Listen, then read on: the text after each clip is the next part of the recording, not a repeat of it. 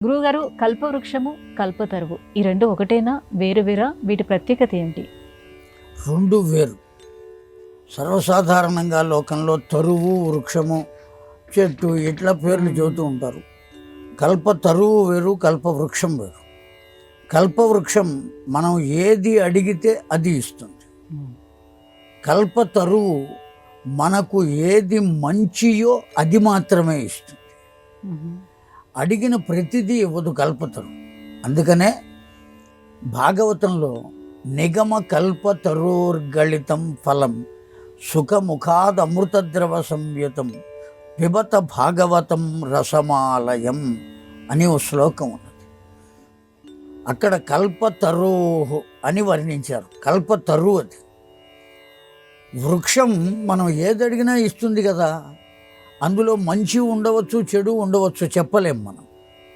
లేదా మనకు హాని కలిగించేవి ఉండవచ్చు. కానీ కల్పతరువు మాత్రం మనకు ఏది హితము కలిగిస్తుందో అది మాత్రమే ఇస్తుంది. ఓ పసిపిల్లవాడు వచ్చి తల్లిని అడిగాడు, అమ్మ ఇది నేను తింటాను, నాకు పెట్టవా అని అడిగాడు. వాడికి పెడుతుంది. ఇంకా కావాలి అన్నాడు. వెంటనే ఆ తల్లి ఏం చేస్తుంది?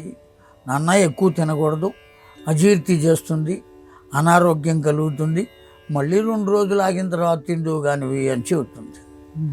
ఎందువల్ల? తన పుత్రుడు కనుక వాడికి ఏ విధమైన ప్రమాదం జరగకూడదు, ఆరోగ్యంగా ఉండాలి కనుక ఆ విధంగా ఆ తల్లి వాడిని నియంత్రిస్తుంది. వాడికి ఎంతవరకు అవసరమో, ఏది మంచో అది మాత్రమే పెడుతుంది. వాడు అడిగినవన్నీ పెట్టదు.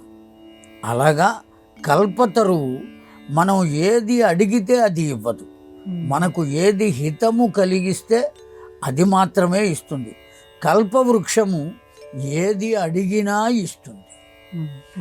దానివల్ల మనం పొందేటువంటి వాటిల్లో కొన్ని మనకు ప్రమాదాన్ని కలిగించేవి ఉండవచ్చు, ప్రమోదాన్ని కలిగించేవి కూడా ఉండవచ్చు. ప్రమాదం కలిగించేటువంటి వాటి వల్ల మనకే నష్టం కనుక కల్పవృక్షం కన్నా కల్పతరువు గొప్పది. ఈ రెండు ఒక్కటి మాత్రం